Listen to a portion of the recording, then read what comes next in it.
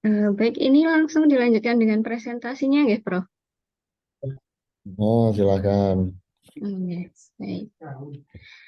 Sebelumnya, Assalamualaikum warahmatullahi wabarakatuh. Terima kasih. Waalaikumsalam. Baik, terima kasih untuk kesempatan yang diberikan.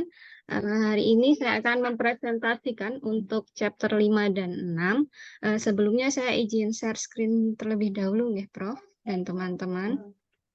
Eh,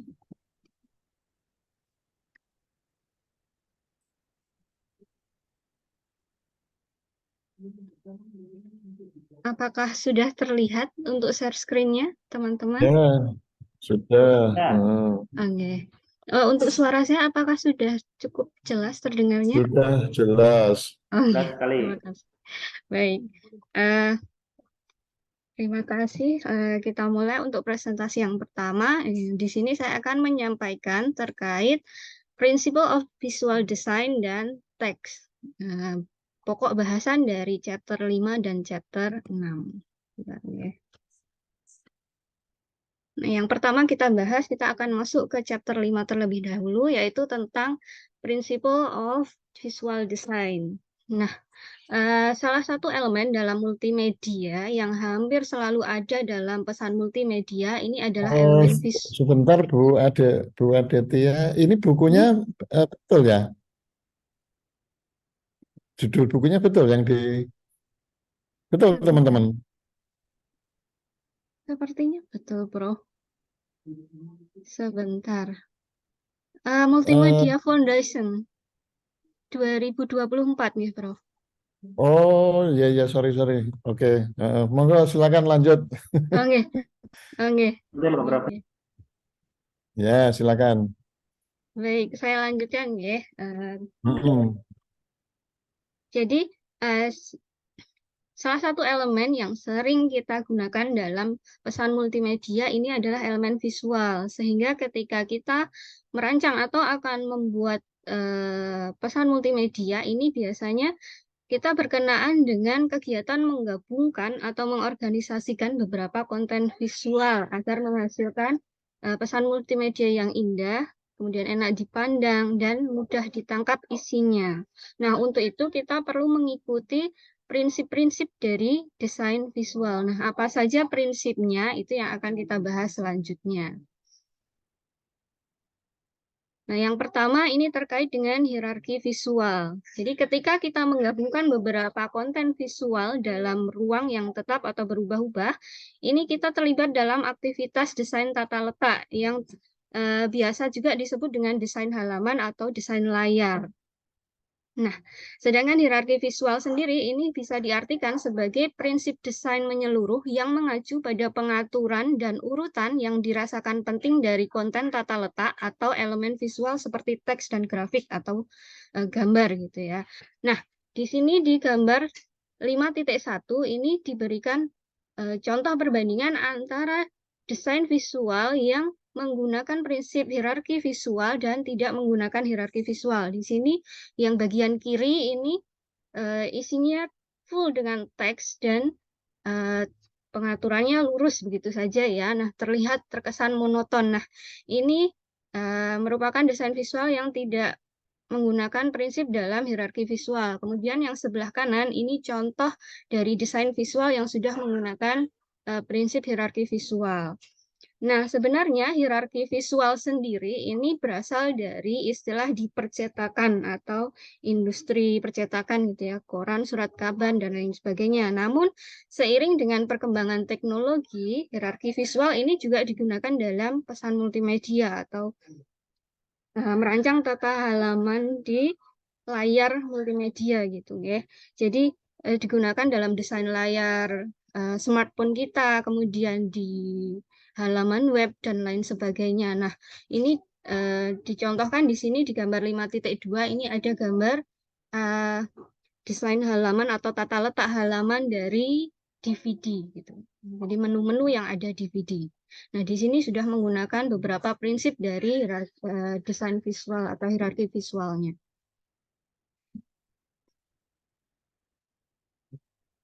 Nah, selanjutnya pola pemindaian tata letak teks. Jadi tata letak teks ya, atau tata letak halaman ini secara langsung mempengaruhi cara pengguna untuk memindai isinya. Jadi mempengaruhi si pembaca atau pengguna dari multimedia itu sendiri dalam membaca isinya. Nah, maka perlu diatur sedemikian rupa sehingga pengguna ini mudah mencari informasi yang dicarinya. Nah, dalam pengaturan tata letak halaman, ini khususnya dalam desain web, ini ada satu aturan yang dikenal juga dengan aturan emas. Nah, apa itu?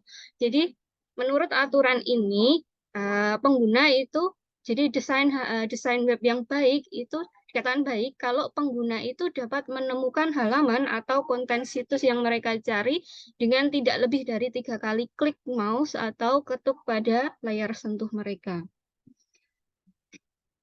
Nah, selanjutnya salah satu cara termudah untuk menyusun tata letak halaman dengan hierarki visual ini adalah dengan melakukan chunking body copy. Nah, chunking body copy atau membagi bisa juga diartikan sebagai membagi blok besar body copy menjadi segmen atau potongan-potongan yang lebih kecil. Nah, body copy sendiri apa? Jadi body copy itu maksudnya adalah teks tertulis utama, jadi konten utama yang ada dalam layar tersebut. Nah, banyak penelitian ini, maaf, proses pemindaian konten layar ini lebih mirip dengan skimming daripada kita membaca, jadi lebih seperti membaca cepat gitu ya. Nah, dengan skimming pandangan pengguna ini mengalir mengikuti pola-pola tertentu. Nah, beberapa penelitian ini telah dilakukan untuk menentukan cara desain layar secara efisien sehingga aliran mata dari pengguna ini dapat diarahkan dan dipandu untuk kegunaan yang lebih optimal. Nah, beberapa desainnya ini dicontohkan di sini ada 3 ya. Jadi yang pertama, ini yang paling pertama dikembangkan ada Gutenberg diagram. Nah, menurut desain ini memandu pembaca untuk mengarahkan pandangannya itu pertama ke area primary optical area ini. Jadi dari kiri atas ke kanan, kemudian turun ke kiri turun ke area kiri lagi, kemudian sampai ke kanan lagi. Begitu seterusnya mengikuti arah gravitasi. Nah, selanjutnya yang kedua ada ini biasanya digunakan pada novel, banyak digunakan seperti pada novel. Kemudian ada yang namanya F-layout. Ini biasanya digunakan pada desain web. Nah, layout ini memandu aliran pemindaian dari pengguna itu mulai dari kiri atas ke kanan atas ini satu baris pertama, kemudian melakukan pemindahan parsial di baris kedua. Maksudnya parsial bagaimana? Jadi untuk baris kedua dan seterusnya ini pengguna sudah tidak memindai lagi secara keseluruhan dari kiri ke kanan, tetapi hanya beberapa saja, begitu seterusnya sampai ke paling bawah. Nah, elemen utama di sini biasanya diletakkan, atau yang dianggap paling penting ini biasanya diletakkan di bagian atas ini. Nah, kemudian ada satu lagi yaitu Z-layout. Nah, ini merupakan modifikasi dari jenis yang pertama yaitu Gutenberg diagram ini. Nah, menurut layout ini, dia memandu pembaca untuk mulai membaca dari kiri atas ini ke kanan atas sebelah sini, dipandu secara full ya dari kiri ke kanan, kemudian menurunkan pandangannya mengikuti arah horizontal sampai ke baris-baris paling bawah ini, mulai dari kiri bawah sampai kanan bawah.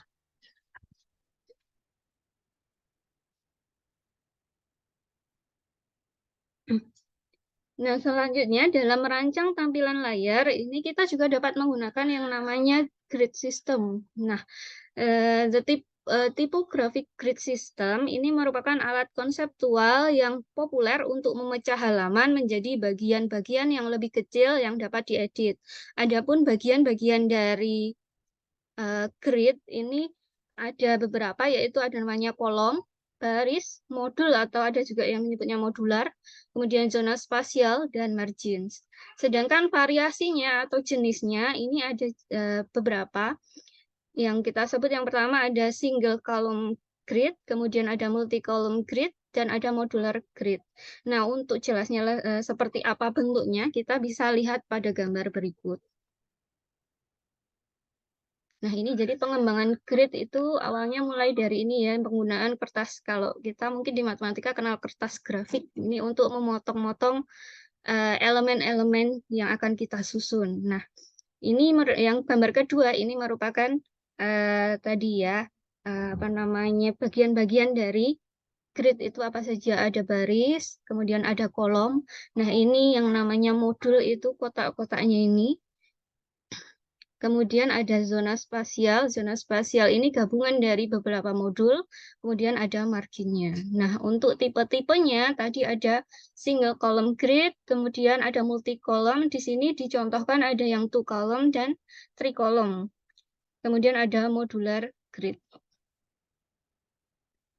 Selanjutnya, yang bisa kita gunakan juga untuk membuat tata letak itu kita bisa menggunakan tabel, yaitu jenis sistem gizi atau grid yang terdiri dari wilayah yang dapat diedit yang disebut dengan sel tempat grafik atau tempat teks ya. Jadi yang mau diisikan. Contohnya seperti ini.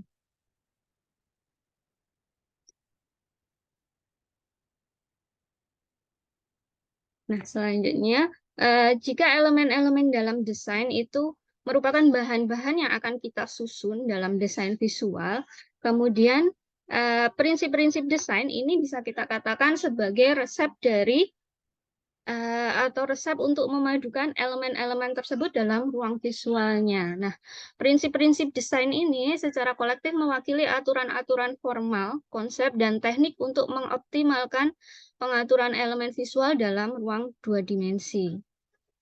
Nah, terdapat 12 prinsip desain yang dibahas dalam buku ini atau dalam chapter ini dan bisa dikelompokkan menjadi 3 kelompok besar.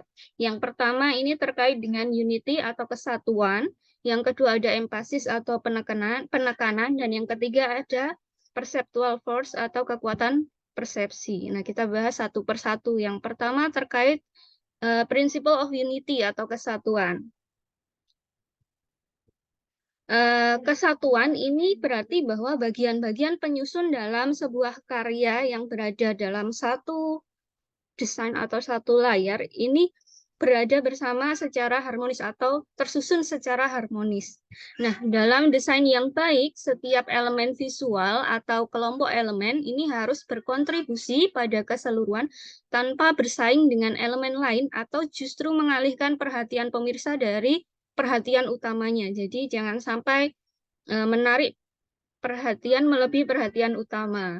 Nah, agar tercipta kesatuan ini beberapa prinsip yang dapat kita ikuti, ada 4, yaitu yang pertama terkait alignment atau penyelarasan, kemudian ada proximity atau kedekatan, ada similarity atau kesamaan, dan ada repetition atau pengulangan.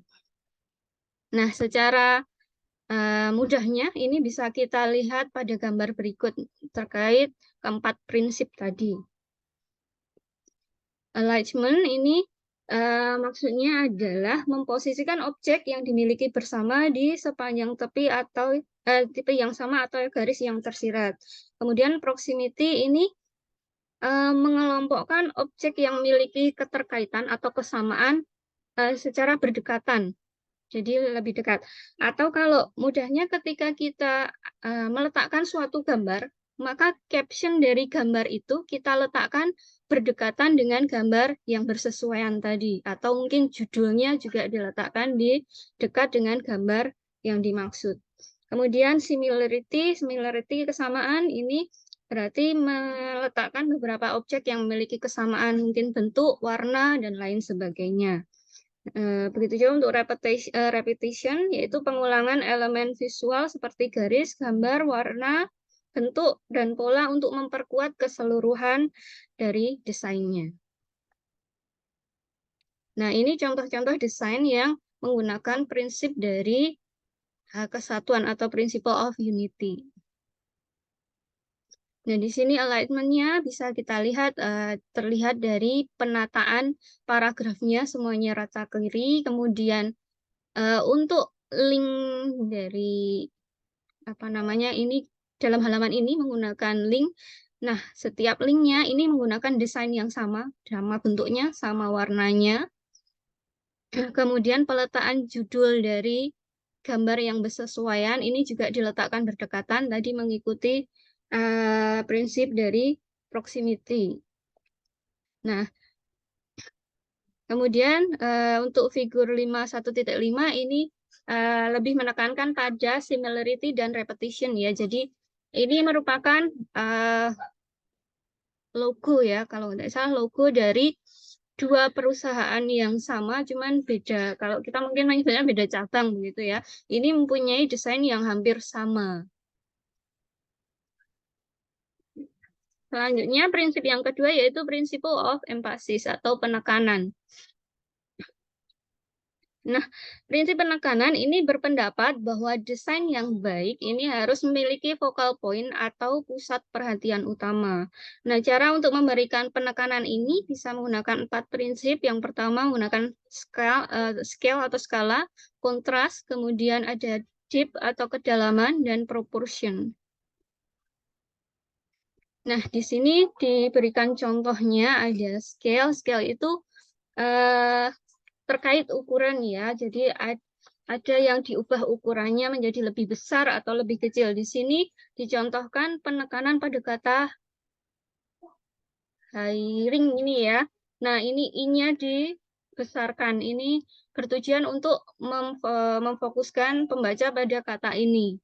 Kemudian kontras ini memadukan warna yang apa namanya ya, rasionya cukup tinggi. Contohnya di sini menggunakan rasio antara warna hitam dan putih. Kemudian untuk kedalaman ini di sini dicontohkan dengan mengaburkan gambar yang atau elemen yang berada di luar dari elemen utamanya yang mau ditonjolkan. Kemudian proportion ini terkait dengan ukuran benda atau elemen-elemen yang ada di dalam desain tersebut. Nah, ini contoh lain dari penggunaan prinsip-prinsip tadi.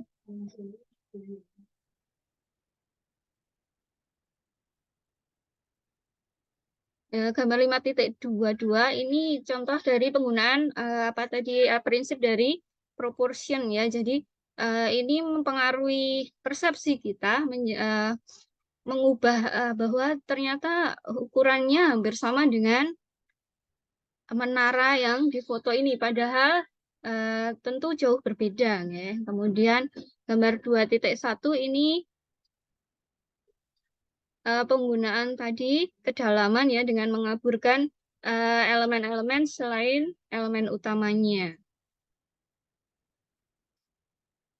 Kemudian yang ini terkait penskalaan ya. Jadi mulai yang pertama yang headingnya atau judul utamanya dengan judul yang besar, kemudian menjadi kecil, kecil, kecil, dan selanjutnya biasanya ada 6 level paling yang sering digunakan. Nah, untuk yang ketiga, ini terkait perceptual force. Apa itu prinsip terkait perceptual force? Jadi,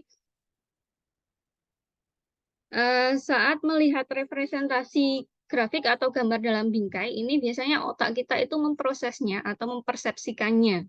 Nah, 4 prinsip yang terkait dengan perceptual force ini ada yang pertama terkait keseimbangan, prinsip keseimbangan. Yang kedua ada keberlanjutan, kemudian ada figure ground, dan yang keempat ada psychological closure.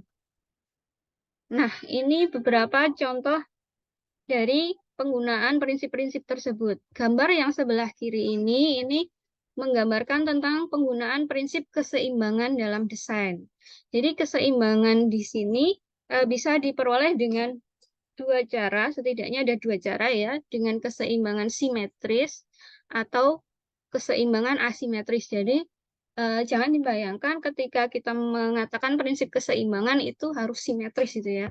Ternyata untuk desain yang asimetris pun bisa menghasilkan keseimbangan di sana. Contoh pada gambar 5.24 ini pun sama, masih menunjukkan prinsip-prinsip keseimbangan di sini. Yang bawah ini mungkin kita bisa lihat lebih ke prinsip keseimbangan yang simetris ya, sedangkan untuk yang dua atas ini menggunakan prinsip asimetris. Dan untuk memperoleh atau menggunakan prinsip ini, beberapa perangkat seperti kamera atau mungkin HP itu bisa menggunakan bantuan garis-garis yang garis maya atau apa ya namanya. Jadi nanti tidak dia ya. Namanya grid. Oh ya, grid itu tadi ya. Jadi grid ini garis bantuan yang nanti ketika kita cetak fotonya itu tidak ikut tercetak gitu ya. Jadi hanya digunakan untuk membantu meletakkan objek-objek yang akan kita tampilkan di sana. Nah, penggunaannya ini ada satu prinsip atau satu aturan, istilahnya di sini disebut dengan rule of third. Jadi membagi layar itu menjadi 9 bagian grid, 3 kolom dan 3 baris. Nah, peletakan elemen utama dari desain visual yang akan kita buat itu akan bagus jika diletakkan di antara 4 titik yang merupakan perpotongan antara garis mendatar maupun garis vertikal. Jadi bisa kita lihat mungkin bisa di sini atau ini atau sini atau sini. Yang saya pahami seperti itu. Nanti mungkin kalau ada yang kurang pas bisa diluruskan. Nah, ini terkait dengan perceptual force. Tadi kita bisa membagi apa namanya vektor itu menjadi beberapa. Ada yang dikenal dengan grafik vektor, ada index vektor, dan motion vektor.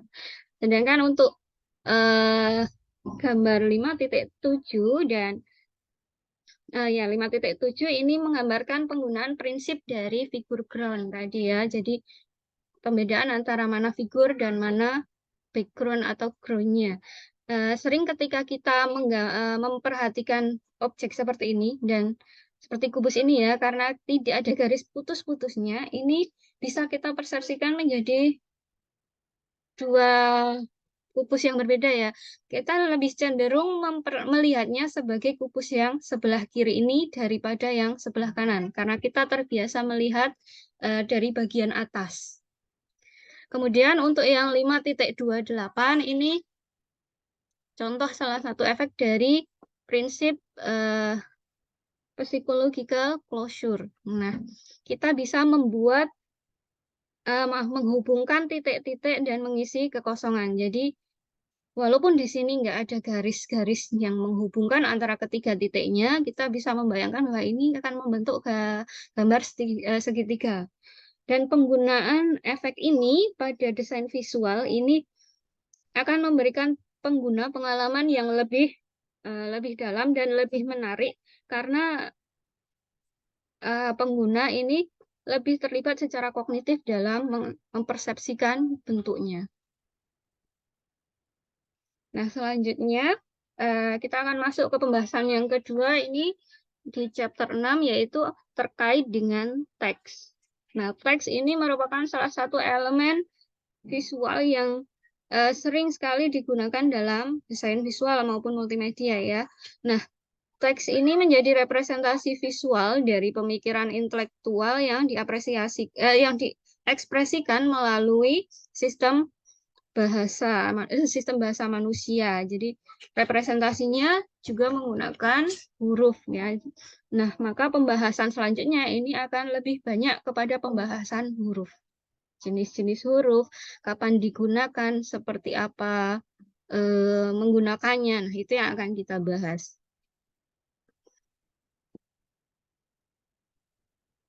Yang pertama ini terkait dengan karakteristik yang mendefinisikan tipografi. Tapi sebelumnya, apa yang dimaksud dengan tipografi itu sendiri? Nah, tipografi ini merupakan seni mendesain dan mengatur jenis huruf. Dengan adanya tipografi ini muncul berbagai jenis atau berbagai huruf yang bisa kita gunakan dalam desain visual. Nah, Apa saja karakteristik yang bisa mendefinisikan tipografi ini? Yang pertama itu dilihat dari goresan, kontras, dan tekanannya. Goresan ini bisa bergerak secara apa namanya vertikal, horizontal, ataukah miring, miring ataukah melengkung. Kemudian kontras ini merupakan perbandingan antara area yang tebal dan tipis. Kita sering melihat ada huruf yang ketebalan antara sisi kiri dengan sisi kanannya itu berbeda ya. Jadi ada yang kalau yang saya gunakan ini ketebalannya sama semua ya, tidak ada perbedaannya atau kontras kiri kanannya.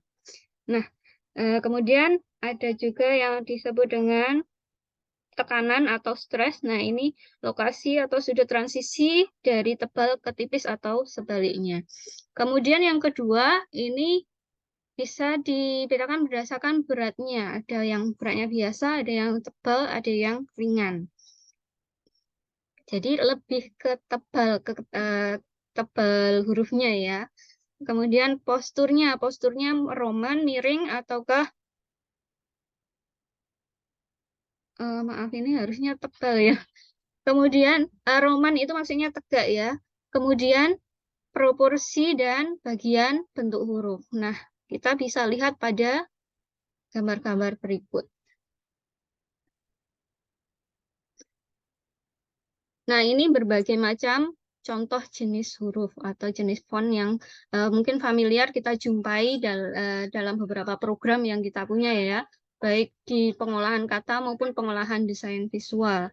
Nah, ini ada Times New Roman yang saya yakin teman-teman pasti sudah familiar sekali.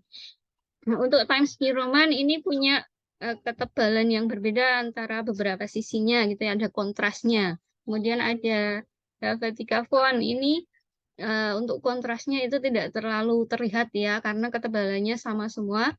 Kemudian ada Myriad Pro ini. Nah, kita bisa lihat di sini variasinya berdasarkan ketebalannya, apakah dia berdasarkan posturnya yang miring yang seperti apa, yang bold seperti apa, kemudian yang reguler atau yang roman seperti apa.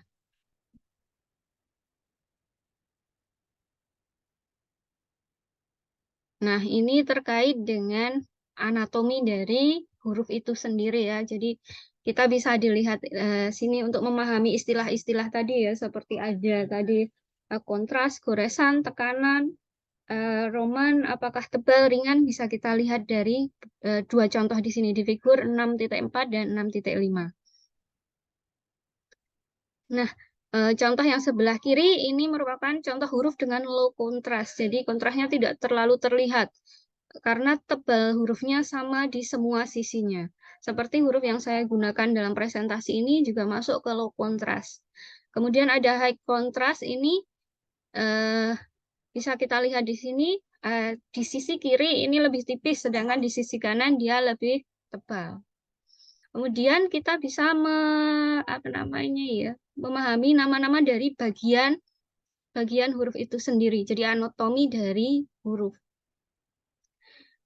Dalam menuliskan huruf itu kita seolah-olah menggunakan bantuan dari 3 garis ini ya. Ada namanya baseline, mainline, kemudian ada cup line. Nah, cup line ini biasanya yang sampai atas ini kita ketika menuliskan huruf-huruf kapital atau ketika menuliskan huruf seperti F, apalagi ya yang sampai atas H, kemudian L, K, dan seterusnya. Eh, apa namanya garis yang kita buat dari mainline sama cupline ini namanya ascender, sedangkan yang berada di bawah dari baseline ini namanya descender. Nah, sedangkan bagian-bagian terbuka, bukan terbuka, bagian kosong ini ya, seperti pada huruf P, huruf O, huruf E, B, nah ini disebut juga dengan counter. Sedangkan yang dinamakan ukuran huruf itu mencakup mulai dari descender sampai ascendernya, dari bawah sini sampai cup line. Jadi kalau kita sering melihat 12 PT itu ya, berarti 12 itu ukurannya dari yang dimaksud dari bawah ini sampai atas.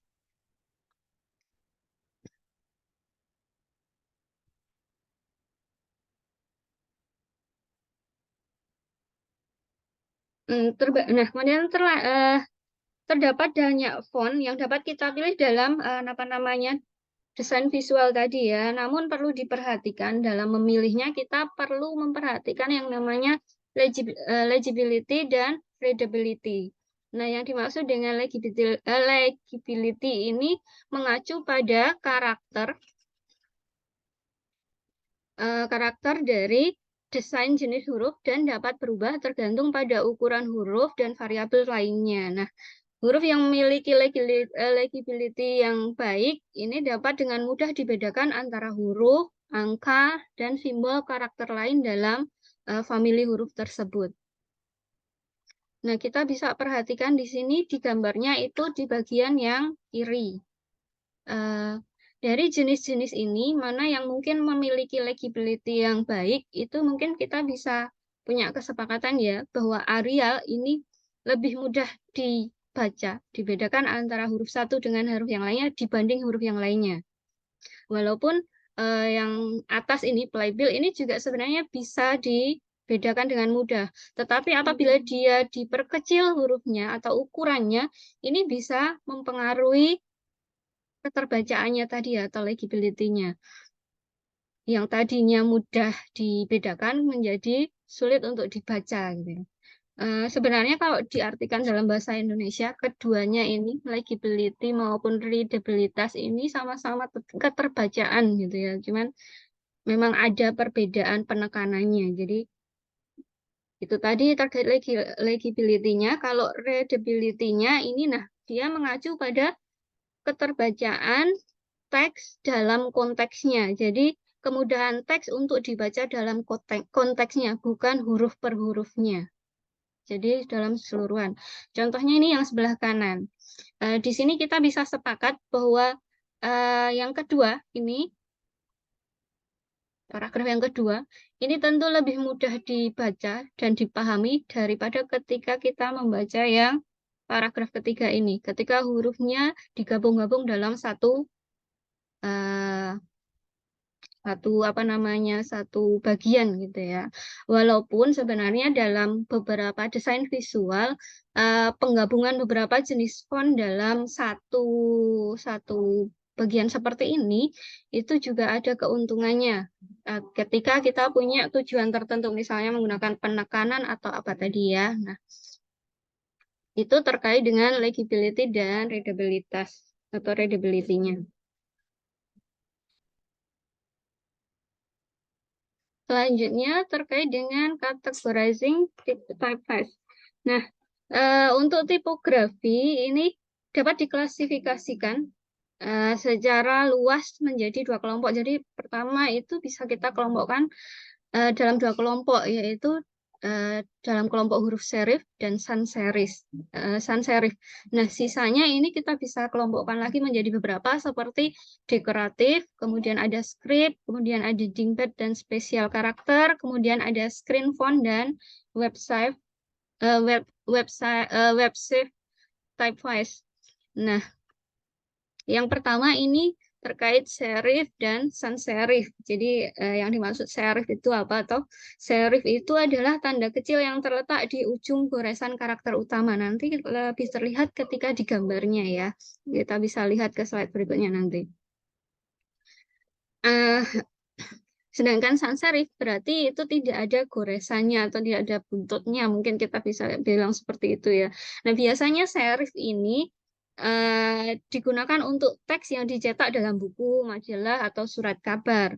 Sedangkan di penelitian lain ini mengatakan bahwa jenis sans serif ini lebih baik digunakan dalam tampilan elektronik seperti ketika kita presentasi, kemudian dalam web ini lebih disarankan menggunakan sans serif.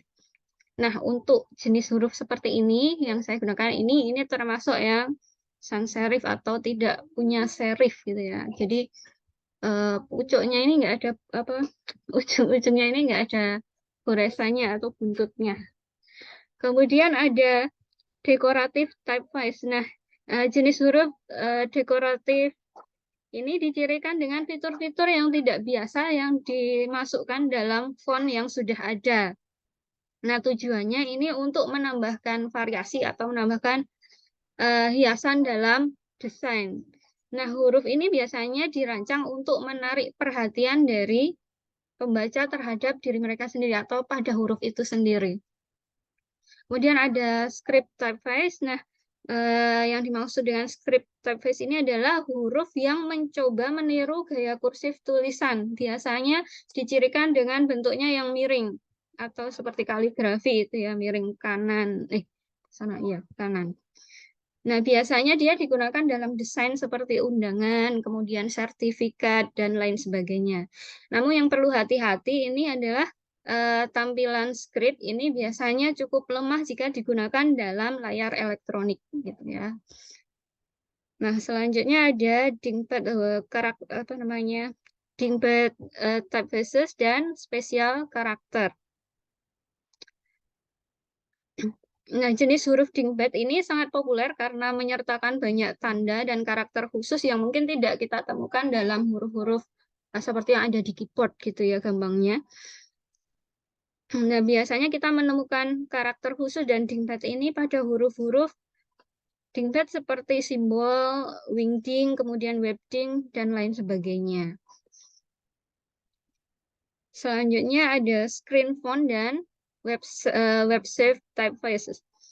Nah, jenis huruf yang dikenal web-safe dan screen font ini ada Georgia dan Verdana. Jadi, menurut penelitian, dua huruf ini yang paling banyak digunakan dalam desain-desain yang menggunakan screen atau layar-layar dalam multimedia gitu ya, di web ataukah di layar HP dan lain sebagainya.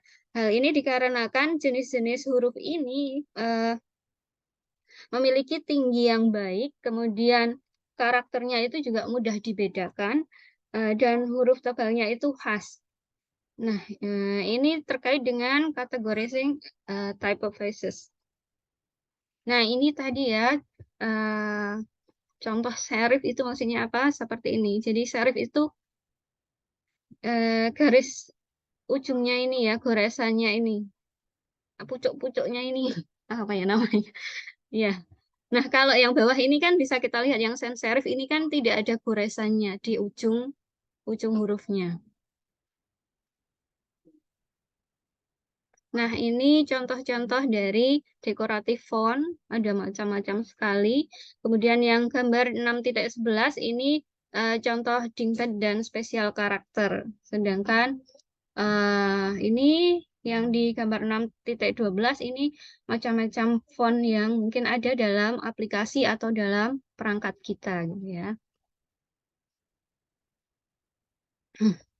Selanjutnya kita akan membahas tentang font style. Jadi font style atau variasi dari keluarga huruf ini digunakan oleh desainer untuk menambahkan variasi visual pada penekanan teks dengan memvariasikan besarnya, sudut, warna, gaya, dan lebar jenis hurufnya.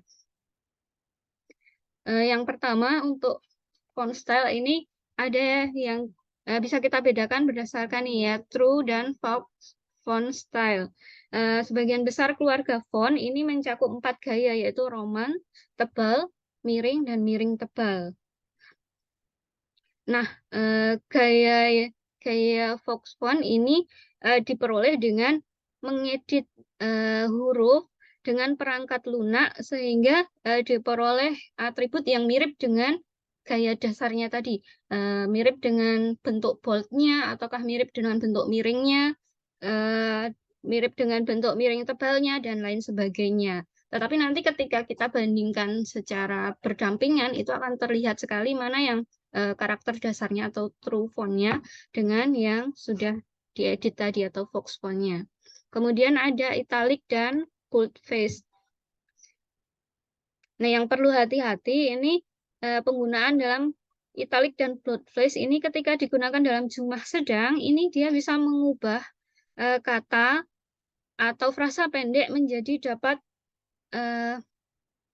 ditonjolkan atau memperoleh perhatian yang lebih dibanding yang lainnya. Tetapi jika digunakan perlebihan, dia justru akan menghasilkan efek yang berbeda. Misalnya jadi sulit dibaca malah.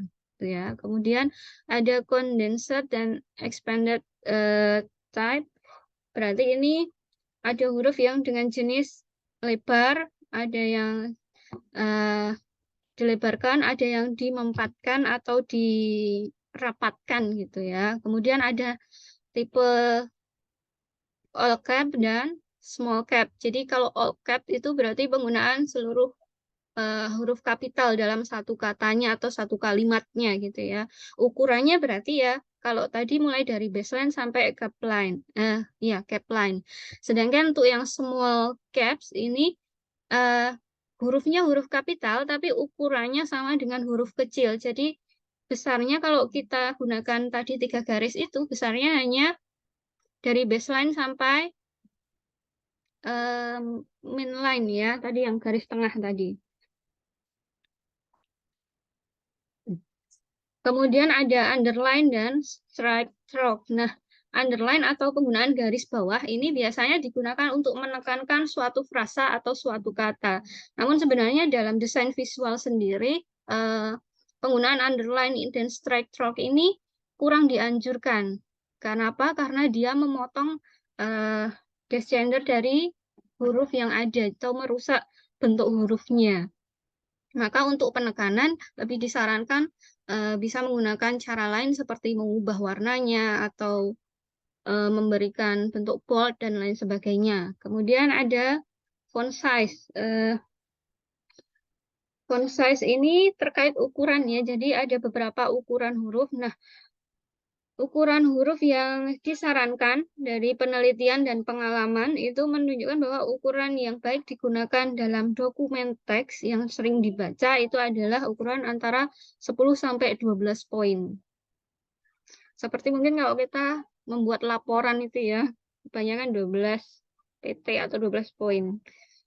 Kemudian font color ini berarti pemilihan warna, terkait pemilihan warna. Nah, pastikan warna ini yang kita gunakan itu antara font dengan background-nya itu memiliki kontras yang baik atau mencolok gitu ya.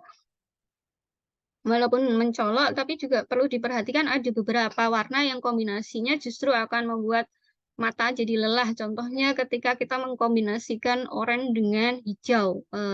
Warnanya kontras, tapi membuat mata cepat lelah. Atau mungkin merah dengan biru. Nah, gitu ya. Kemudian baseline shift. Nah, baseline shift ini dalam beberapa desain visual, kadang kita perlu menggeser garis baseline-nya sehingga kita bisa memperoleh penekanan atau memperoleh variasi dari teks tertentu gitu ya. Nanti kita bisa lihat di contohnya. Kemudian penggunaan superscript dan subscript. Nah, pemformatan subscript dan superscript ini terkadang perlu digunakan untuk merefleksikan notasi singkatan secara akurat seperti rumus, kemudian ada derajat, kuadrat, dan lain sebagainya, atau indeks gitu ya. Nah, ini contoh-contohnya tadi yang sudah kita bahas ya. Ada true bold, nah ini yang Fox bold. Jadi setelah diedit dengan bawaan dasarnya, ternyata berbeda. Nah, ini tadi terkait all caps dan small cap. Nah, kemudian ini yang terkait expanded yang dimanfaatkan dan yang dilebarkan tadi ya. Kalau tidak hati-hati ketika hurufnya dilebarkan justru membuat efek yang kurang baik terkait keterbacaannya. Nah, ini masih sama terkait ukuran font dari berbagai jenis font. Kemudian di gambar 6.17 ini beberapa contoh penggunaan kontras. Nah, ini hijau dengan oranye mungkin kontrasnya cukup tinggi, tetapi di sini justru menimbulkan efek mata yang mudah lelah kombinasi warnanya. Jadi lebih baik dihindari. Nah, kemudian ini penggeseran baseline untuk memperoleh frasa yang lebih variasi atau lebih menarik. Selanjutnya terkait karakter dan line spacing. Kita mengenal ada kerning dan striking. Nah, apa itu? Jadi, kerning ini secara selektif memvariasikan jumlah spasi antara dua huruf yang berdekatan. Jadi, terkait dengan spasi dua huruf yang berdekatan. Sedangkan tracking ini menyesuaikan spasi huruf secara seragam di seluruh rentang teks. Kemudian ada yang namanya leading. Nah, leading ini didefinisikan sebagai spasi antar baris teks secara vertikal atau jarak dari baris ke baris ini ya. Nah, di sini dicontohkan ada beberapa macam penggunaan leading, kerning, dan trackingnya. Kalau terlalu dekat spasinya, ini juga jadi sulit terbaca. Terlalu jauh juga nanti hasilnya kurang baik. Jadi perlu hati-hati dalam pemilihan karakter dan line spacing. Kemudian ada juga prinsip terkait alignment, justification, dan distribution. Jadi istilah-istilah ini mengacu pada proses melapisi objek atau teks secara seragam di sepanjang bagian atas, bawah, samping, atau tengah. Sedangkan untuk distribusi ini lebih pada penyisipan jumlah ruangan yang sama antara elemen visual yang berdekatan. Nah, ini contoh-contohnya ya penggunaan dari beberapa prinsip ini untuk alignment yang berbeda-beda, kemudian justification-nya juga berbeda, dan distribution-nya juga berbeda. Nanti bisa kita lihat mana yang lebih mudah untuk dibaca. Kemudian ada font transformation. Nah, untuk mengubah atau menggabungkan beberapa keluarga font, ini bisa ditransformasikan dengan cara yang tak terbatas. Tujuannya untuk apa? Untuk menarik perhatian pembaca atau pengguna gitu ya. Nah, selain itu, dia juga bisa menambahkan minat, kesatuan pada desain, juga menyampaikan suasana hati terkait pesan yang disampaikan maupun yang ingin dapat dipahami oleh si pembaca gitu ya. Namun jika efek ini digunakan secara berlebihan, justru hasilnya justru tidak sesuai dengan harapan atau tidak bagus gitu ya. Nah, untuk mentransformasi font ini efek visualnya bisa digunakan antara lain yang pertama dengan menggunakan gradien warna atau isian pola. Contohnya di sini bisa kita lihat ya. Pada kata font ini dalamnya diisi dengan isian pola gitu ya. Kemudian ada wrapping dan curving. Ini kalau diartikan sama-sama dengan lengkung gitu ya.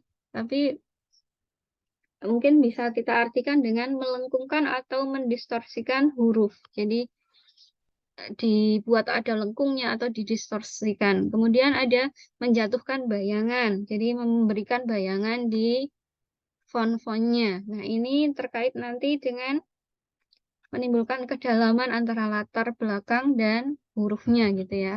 Kemudian ada guratan, kemudian dengan membuat miring ataukah timbul, kemudian memberikan efek cahaya di dalam maupun di luar. Yang terakhir ini ada namanya font pairing. Jadi mencampur atau memasangkan beberapa jenis huruf dalam satu desain yang sama. Nah, ini banyak digunakan. Namun untuk melakukannya secara efektif ini perlu kehati-hatian dan keahlian. Nah, beberapa tips yang bisa kita ikuti ketika mau melakukan font pairing ini yang pertama, tetaplah berada dalam tingkat keahlian Anda. Maksudnya, jika Anda baru mengenal beberapa tipografi atau desain visual, maka hindari memasangkan lebih dari 2 jenis huruf dalam satu objek. Kemudian hindari memasangkan font yang terlalu mirip atau yang memiliki atribut yang sama, misalnya sama-sama font serif. Kemudian pilih font yang saling melengkapi dari keluarga font yang sama.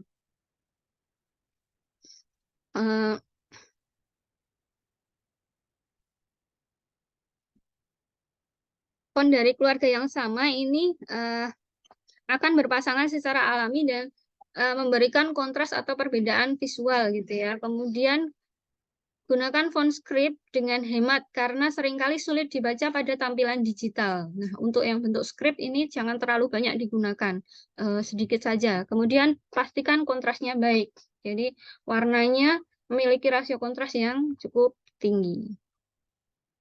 Nah, itu beberapa prinsip terkait pengaturan tata letak atau hierarki visual dari desain visual yang bisa kita ikuti juga dalam pemilihan teks terkait dengan desain visual. Nah, sekian untuk presentasi dari saya. Nanti mungkin Jika ada yang kurang tepat atau ada pertanyaan atau ada masukan bisa disampaikan. Terima kasih. Saya akhiri. Wassalamualaikum warahmatullahi wabarakatuh. Waalaikumsalam warahmatullahi wabarakatuh.